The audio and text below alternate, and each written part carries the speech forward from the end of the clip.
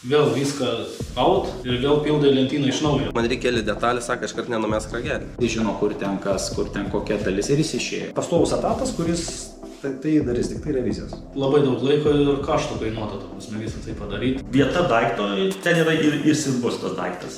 Tikrinu viską, kad nebūtų bardako. Labai tikrinu. Pardavėjų yra begalės, tų detalių yra begalės. Čia nebent turi visko, tad sandėlį perėti ir visko peržiūrėti ir viskans peržiūrėti.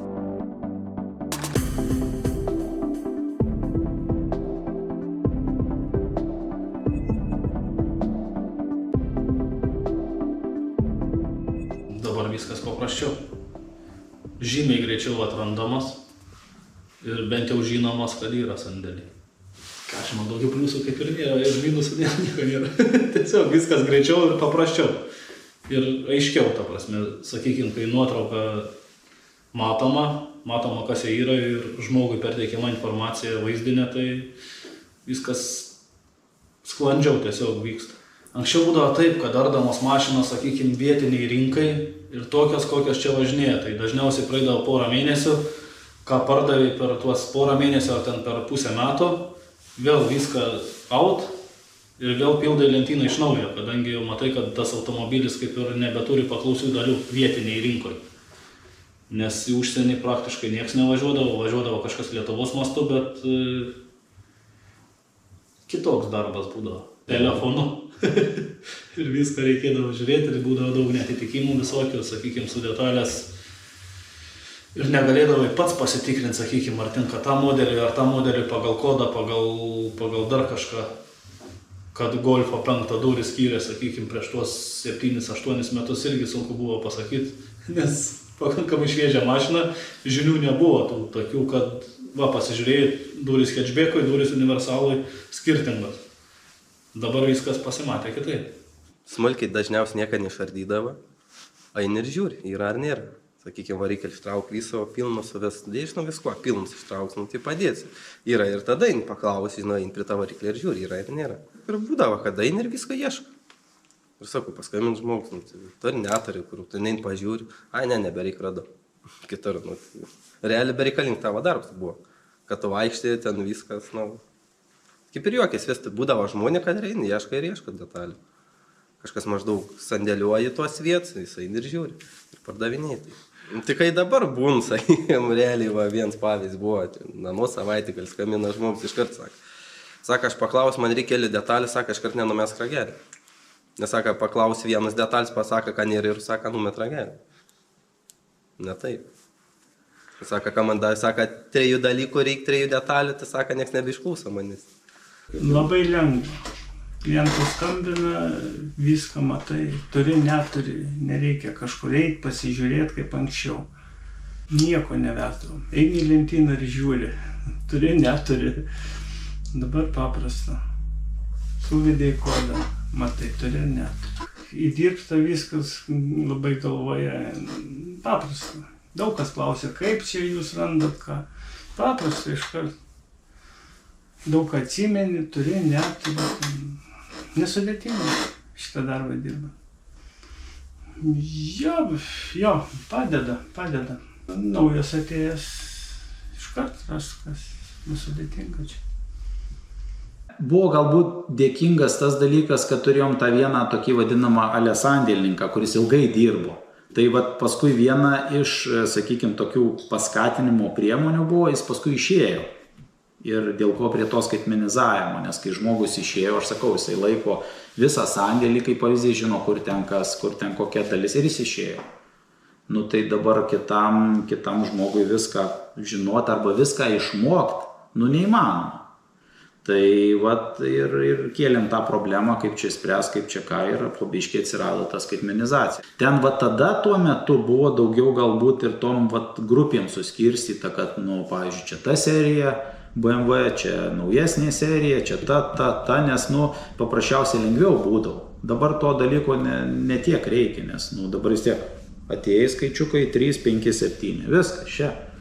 O seniau turi ir suras kažką tarp to, tai tada būdavo labai sugrupuota, bet tada galbūt ir sandėlio talpa nukentėdavo, nes tu negali labai visko sugrūsti į tą visą, nes, paskui nesurasi. Aišku, ir tų detalių mažiau būdavo. Tai va, tas toks palyginimas sunkus iš tikrųjų, nes tos detalių skaičius vis didėja.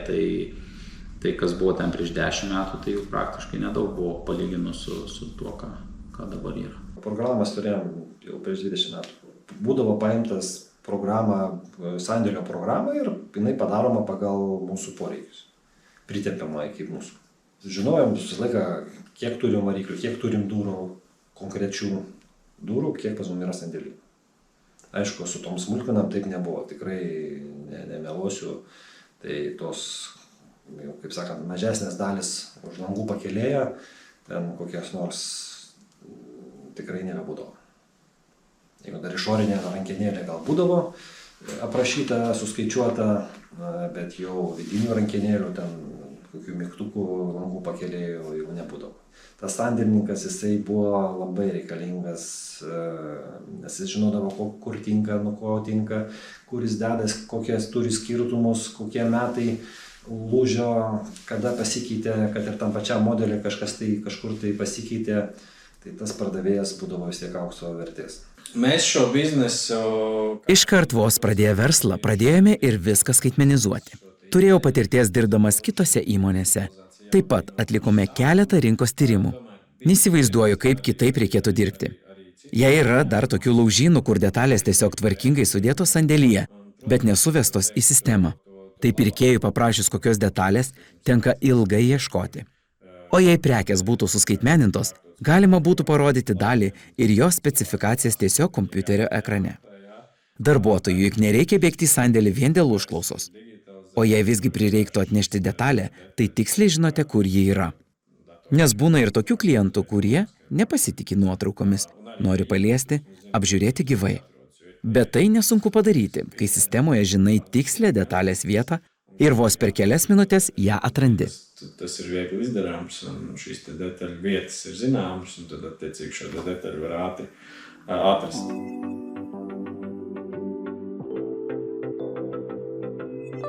Gal ant žiemos, kai mažiau tų apstoja, kaip ta prekyba, gal mažiau kažkas, tai vis tiek ir tai kartą metuose prasižiūrim, nes tikrai tada nebūtų kur dalių laikyti. Mes matome, kai lokacija dėžiai, kokios ten dalys yra. Ir tas dalis peržiūrim.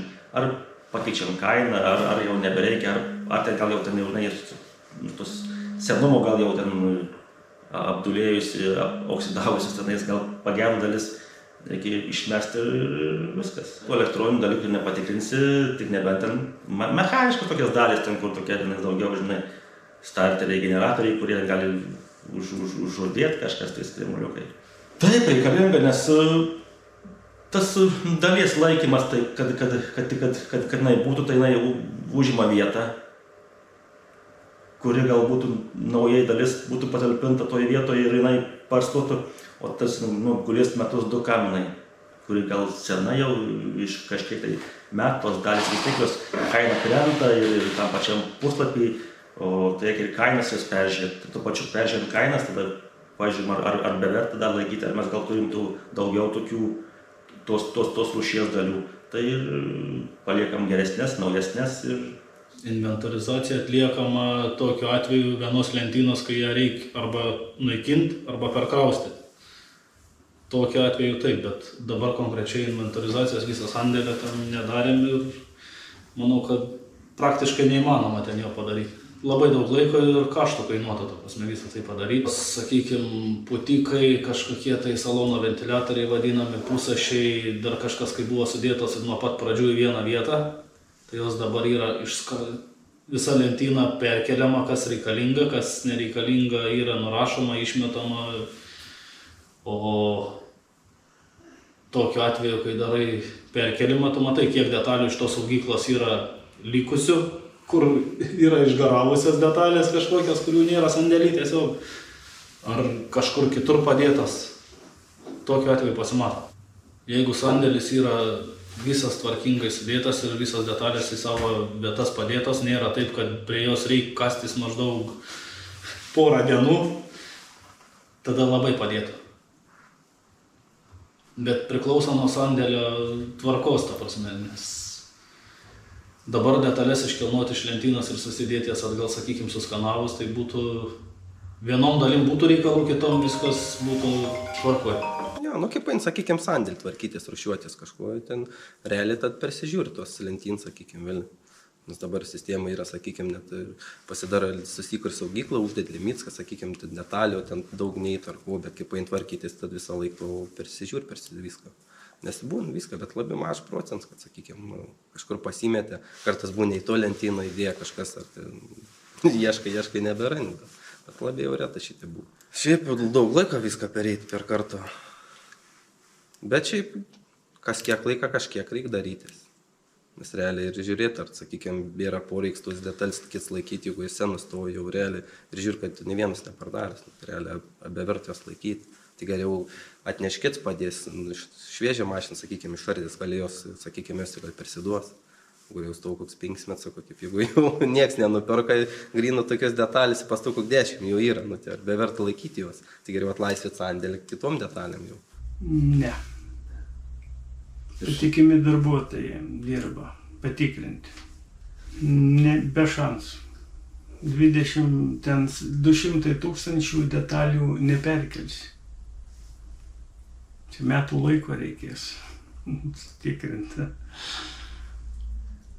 Kartą į metus, bet ir jeigu yra ir pagal poreikį, nes matom, kokios yra probleminės, pavyzdžiui, lokacijos, galbūt senos kažkokios, gal dar kažkas, tada jau pagal prioritetinę tvarką jau keliauja ir darom inventorizaciją, nes, čia irgi sandėlininko darbas, vienas iš sandėlininko darbų, kad, turi užtikrinti tą dalyką ir kad kuo mažiau detalių būtų nerastų, atšauktų ir taip toliau. Tai jo labiau ir kokybę dar to pačiu pasižiūrim, kad ir nesulaužytą sandėliuojant dar kažką. Ir būtinai, net vienu metu net tokį laikiną turėjom, kuris inventorizacijas darė, tik tai irgi čia, kaip sakau, pasaka be galo, nes tų dalių yra, o ten prie kiekvienos reikia ranką pridėti, tai vienu metu buvom pasitelkę papildomus pajėgas.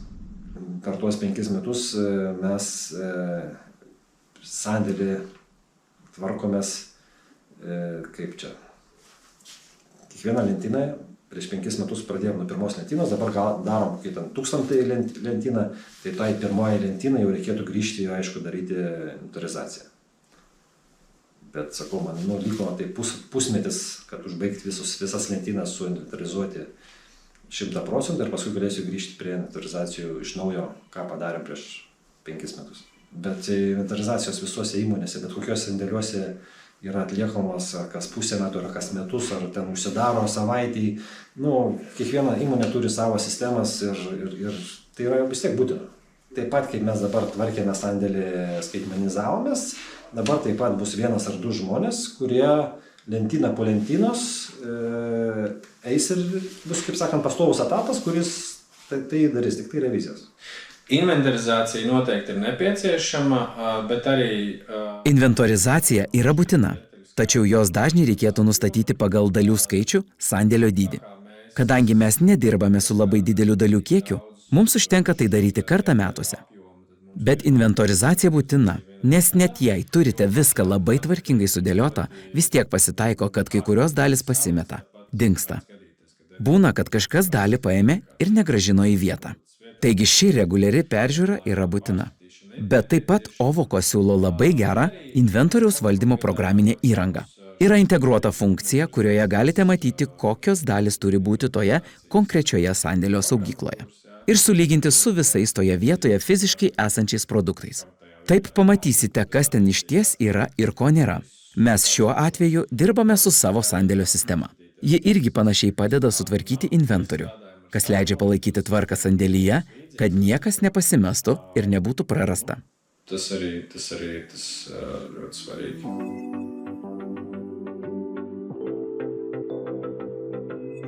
Turim tokią logistikos sistemą, kuri yra pilnai mes ją visi žinom, dėžės, tokia sistema, kaip šnekėjom prieš tai ir nepasimetam. Mes vieta daikto, ten yra ir bus tas daiktas. Ar variklių skyrius, ten bus varikliai, ar kolonėlių skyrius, vairo kolonėlių, ten bus kolonėlės, daugiau niekur. lentynoje stengiamės laikyti kokie 20 kolonėlių, kurie skyrius yra A, kaip sakai. Ir tai mes matom toj savo elektroniniai sandėlį elektroninį, matom, kad to 20 yra A, jos ten yra sunumeruotos atskirai. Paskui B, C yra kolonėlių skyrius, kaip lentynos eilėje viena ir viskas. Čia neišvengs klaidų. Vis tiek kažkoks yra, sakykime, žmogiškumo dėsnis, kad kažkas suklydo. Kai būn, sako, nei to lentyną įdėjo, sakykime, nunešė realiai. Nu, ten nuein po tą galvoje, ieško kitur, bet, sakykime, gali atvažiavo kažkas, paėmė vietą, nupirka, to jos, sakykime, ten nenurašytos detalės. Nu, automatiškai yra. Neim detalių iš tos vietos ir nenešti kažkur kitur. Ne, kaip pasakyti, dabar nuo žmonių pačių viskas priklauso, kaip jie padėjo, kaip ką. Ir jeigu nieks neneša iš ten detalių, tai toj vietoje jinai ir bus. Jeigu žmonės atsakingi ir kultūringi, tada viskas gerai. Detalę pasidarai prieš einant į sandėlį parduotą ir tada eini jos atnešti. Nes kitu atveju, sakykime, jeigu tu eini, atneši tą detalę, pasidarai ją tada parduotą, dalį praleidi pro rankas ir jinai išvažiuoja ir nebeatsimeni ko reikia. Nes jeigu tu pasidarai dalį parduotą, eini į sandėlį, atsineši, paduodi žmogui, viskas ok, jeigu jinai netiko, tu padedi ją į tam tikrą vietą, sakykime, ir po to pasidarai, kad yra sandėlį, kai susikaupia didesnis kiekis ir išnešioji dalis po sandėlį. Viską atrandam. Sakau, patikimi darbuotojai. Anksčiau buvo atleisti, kurie kažką bandė, susistatė kameros visur, viskas ramu. Parduoda detalę ir ne, viskas iškart parduodi detalę, iškart ją rezervaciją darai. Ne, pas mus nėra to. Tikrinu viską, kad nebūtų bardako, labai tikrinu. Žiūriu viską, seko, pats turiu būti, jeigu paliksi, tai bus visko. Labai reikia čia. Sūnus dabar atėjo, jaunas, bet gerai gaudasi. Tai va, yra kam palieka, galiu išvažiuoti. Keli dalykai turi būti, kad arba vienas sandėlininkas turi sandėliuoti ir administruoti ir niekas neina į tą sandėlį, tada nebus kam visos, sakykime, dėl ko neranda suvers bėdos. Arba tada, jeigu dar kažkas padeda, tai ne į vieną pusę, kaip sakiau, tik atneša sandėlį padeda, bet reikia, kad ta pusė ir surinkinėtų. Tada jinai atsakingai padės, nes jeigu jinai neatsakingai padės, jinai neras. Nu, tai va toks turėtų būti trikampis. Nes tų klaidų visą laiką jų, ta prasme, būna žmogiškų, ne robotai dėlioja, žymi ir taip toliau, bet taip, visą laiką žymim tas dalis jau nuo senų laikų, ten kažkokius suvedinėjom į sistemą, jeigu ten kažkoks serijinis numeris irgi susivedam. Procentai anuliuotų dalių tenai, grąžinamų dalių, čia yra kažkiek taip tie rodmenys, kurie kažką tai reiškia. Jeigu mes anuliuotų dalių, tai reiškia, kad mes gaunam pardavimą ir mes tos detalės neradom arba radom, jinai yra kokybės, netitinkant kokybės, kurią reikėtų išsiųsti, kurią norėtume išsiųsti. Mūsų 0,38% iš visų detalių parduotų, tai mes tiek neradom, galim sakyti, arba radom, bet ten su defektu kažkokiu tai. Tai nėra nei 0,5%, tai skaitau, kad turim tvarką normalią ir kad vis tiek bus kada nors, kad kažko tai nerasim, tai čia visuose scenariuose tai būna. Nu jā, par to mes jau runājām, pats svarīgākais. Viskas prasideda nuo darbuotojo supratimo. Jam turi būti paaiškinta, kad bet koks sandėlyje atliekamas detalių judėjimas turi būti kažkaip užregistruotas. Dalis paimama, atnešama į priėmimą, padedama dar kur nors kitur. Tai būtina nurodyti, atnaujinti sistemoje. Dalis turi būti būtent ten, kur pažymėta. Tai yra pagrindinė taisyklė. Kiekvienas darbuotojas prieš ateidamas į šį verslą turi suprasti, kad čia daug logistikos klausimų, kurie privalo būti nuolat registruojami. Štai ir viskas.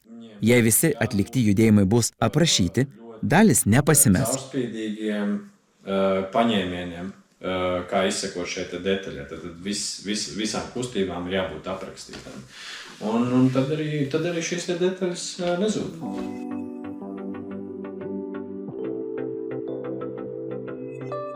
Aišku stebim, nes kad neužimtų vietos, kad nebūtų bereikalo sandėliuojama ir pasižiūrim, kokią nors, kaip sakot, seną vietą, ten iš tų pirmųjų vietų, lokacijos. Ir ką mes ten turim, atsiverčiam, kas bėra, ką ten gal, nes buvo 20 daiktų, liko kokie 5, ten ant pačio dugno. Tai tu paimi tas dalis, perkeli į kitą šalimais tą vietą, tą pasiimi ir gal dėžę ir pridėti kitų naujų dalių. Taip ir jos ir emigruoja. Jos nėra, kad būtų sandėlyje nuo pirmos dalies kažkaip tai iki dabar. Tas naujai aptimas gali būti pačioj pirmoj pozicijai, pačioj pirmoj vietoj, lokacijai. Taip nesifiltruoja grynai, bet, sakykime, kaip paint per koks lentynas, visko žiūri realiai. Ir mato, sakykime, pagal numeraciją. Senos vil kažkas nutiržyta, žiūri, sprend kažko galvoja. Arba palikti, arba verta, ar geriau jau mes laukan atneš kažko kito įdėti. Aišku, jeigu vietos sandėlį turi, tai sakės, tegu stovi dar realiai, bet jeigu tau su sandėliu prašiau, tai tada realiai reikia žiūrėti. Nes atlaisvim kitom detalėm.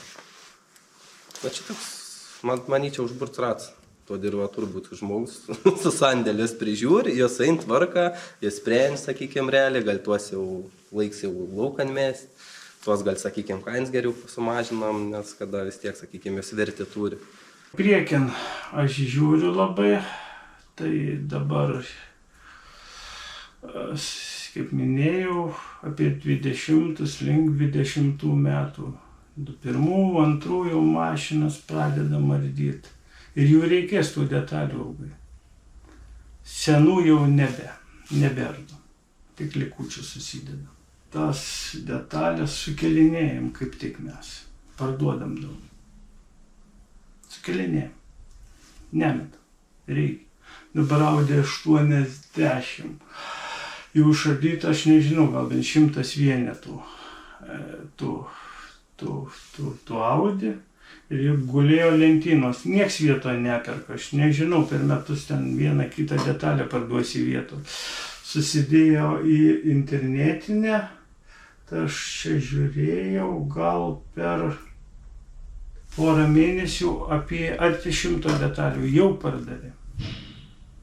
Jeigu ne Avoko, tai galbūt ir išmetė, nes nieks neperka, per Avoko perka gerai, daug į užsienį. Truputį į Lietuvą, bet didžioji dalis į užsienį. Vokietija daug nuperka, Prancūzija. Važiuoja gal tos senos pas jūs, nežinau, ką jie su jom. Reikia tų detalių. Jeigu prieina interneto skyrius prie, sakykime, kaip jau biškiai stringa suvedimo, tada jau eina senas peržiūrėt dalis. Jos, aišku, kainuoja. Situacija su tom dalim yra iš viso labai iš tikrųjų įdomi, kad nepaslaptis, kad tų pardavėjų yra begalės, tų detalių yra begalės. Ir šiandien aš dedu detalę už 100 eurų, Petras atsiverčia rytoj 99, aš atsiverčiu kaip pavyzdys po 2-3 mėnesių, ta detalė gal 60 eurų kainuoja. Tai, ir nori, nenori, turi ją perkainuoti. Tai turi būti toks pastovus darbas, kuris, turi ratų sukt ir prieiti prie to. Jas mes įsifiltruojam, peržiūrim, tai kiek galim prieinam, bet ne visai prie visų. Tai. Amžių nereikia sektis. Sekti gal reikėtų detalės, kurios neprasiduoda, kur statistika rodo, kad jos mes nepardavėm per 10 metų ne vienos. Tai čia tą gal reikėtų sekti, o kai jinai sena yra iš senos mašinos ar ten kažką, tai tas dar nieko nereiškia. Paliekam iš tų visą to kiek berastume, nesvarbu ar 15 ar 50, paliekam 2 detalės likusias nurašom. Čia ne akcijų problema. Čia jinai niekam nereikalinga. Detalių vecums ir ļoti svarīgs. Detalių amžius sekti yra labai svarbu. Pavyzdžiui, dalis pagamintas iš odos labai svarbu apsaugoti plėvelę. Tačiau tai neapsaugos nuo įlenkimų ar ištampimų. Nuolat ieškome būdų, kaip sumaniai sudėlioti, tarkime, interjero dalis, kad neatsirastų įlenkimų. Su odos gaminiais dar šiek tiek kita situacija. Tuos defektus galima pašalinti specialiais metodais. Bet jei ten dermantinas, tada lenkimai gali išlikti ilgam. Tokioms dalims amžius labai svarbu. Žinoma, tai svarbu ir kitoms dalims, kurios gali būti veikiamos korozijos. Todėl reikia tinkamai supakuoti dalis, taip didesnė tikimybė, kad dalis ilgai išsilaikys kokybiška. Detaļām, kuras var pakļauties korozijai, tur vienkārši uzglabāšanas procesā detaļa, teiksim, ir arī pareizi varbūt jāiepako, un tad arī šīs te detaļas, tā ilgmūžība palielinās plauktā.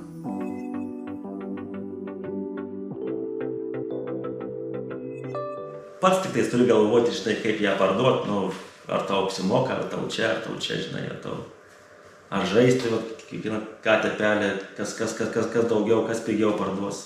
Anksčiau reikėdavo kaip ir po vieną dalį, ar nukainuot, ar pastebėt. Dabar tą kainą galima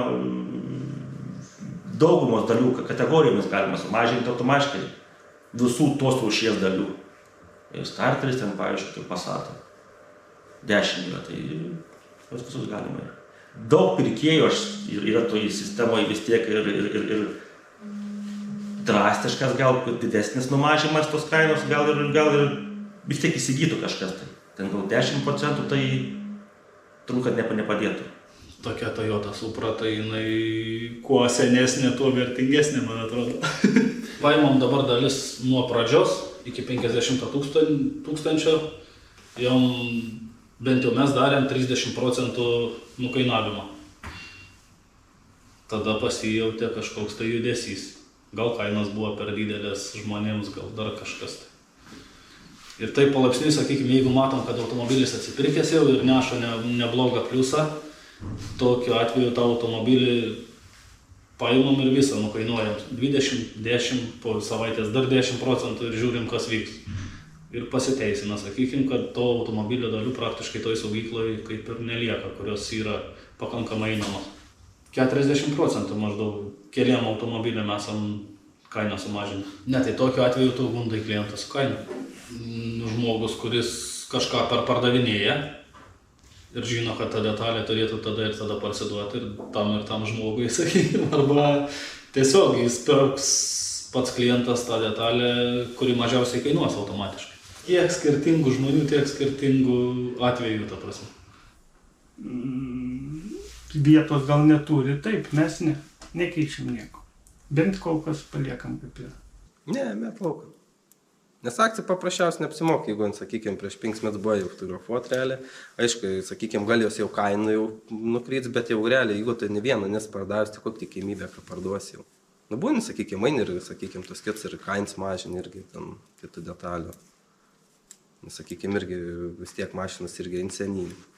Jos ir dažniausiai irgi detalės irgi jos jau nebe tiek kainuoja, kiek seniau kainuodavo. Čia nebent turi visko, tad sandėlį perėti ir visko peržiūrėti ir vis kainas peržiūrėti. Bet čia jau ilgas procesas. Man atrodo, kad taip nieks nėra darė.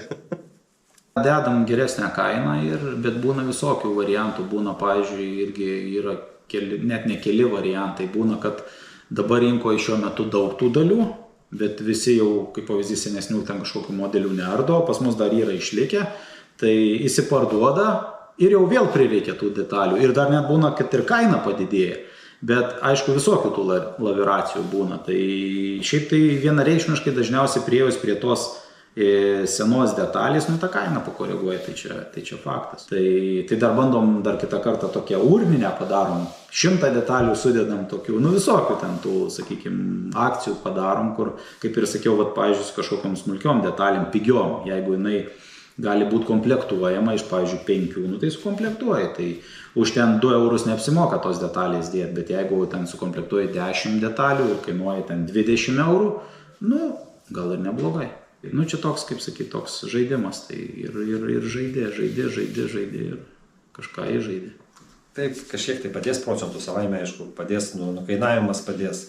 Bet tos detalės, kurios parsiduoda, kuris turi poreikį, tai mes tarpusavėje konkuruodami, mes nuleisim tą kainą, nusileisim iki tiek, kada nebeapsimokėsi fotografuoti ir dėti iš vis. Tai bus, kiekviena detalė turi savo vertę, fizinę vertę, nes ją reikia paimti, nuvalyti, nuplauti, nufotografuoti, sumokėti atlyginimą, sukelti į sandėlį, padėti į saugyklas, sandėlio vieta kainuoja pinigus, lentyna kainuoja, stogas kainuoja. Kiekviena detalės gulėjimas sandėlį kainuoja kažkokius tai pinigus. Ir tos detalės savikaina, mes čia kažkada esam kalbėję, kad kai kurie jau sako, jeigu 20 eurų savikaina negalim parduoti už 20 eurų, mes net nekeliam jos. Tai mes turim tą 5 eurus. Nors už 5 eurus parduoti detalę, tai mums yra, mes jau praktiškai jau tikriausiai, bent jau nieko tikrai neuždirbam iš jos. Jā, mums ir ļoti stingra cenu uzskata. Taip, turime labai griežtą kainų stebėjimo sistemą. Sistemoje stebime, ką reikia pakoreguoti. Ieškome dalių, kurių kainos jau netitinka realybės. Taip pat nesunku pasilyginti su kitomis rinkoje esančiomis kainomis ir pamatyti, kokios tos tendencijos, ir bandyti įtaikyti į jas. Žinoma, daugeliu atveju šis koregavimas lemia kainos sumažėjimą, bet kartais būna atvirkščiai. Kažkodėl konkretaus automobilio dalis pabrango, tai kainą didinti galime ir mes. Mano nuomonė, visą tai stebėti būtina. Nes išlaikyti kainas logiškas yra vienas sudėtingiausių dalykų. Taip pat raginu savo kolegas elgtis protingai ir ne visada stengtis pasiūlyti kuo mažesnę kainą, kad ateityje neatsitiktų taip, kad visi dirbsime dėl 50 centų uždarbio. Uz ko es arī aicinu arī, teiksim, savus kolēģus, jā, nevienmēr mēģināt strādāt tikai uz pašu lētāko cenu, bet arī mēģināt ar savu cenošanas politiku noturēt šo te līmeni tā, lai pēc tam nesanāk, ka visiem ir jāstrādā par 50 centiem.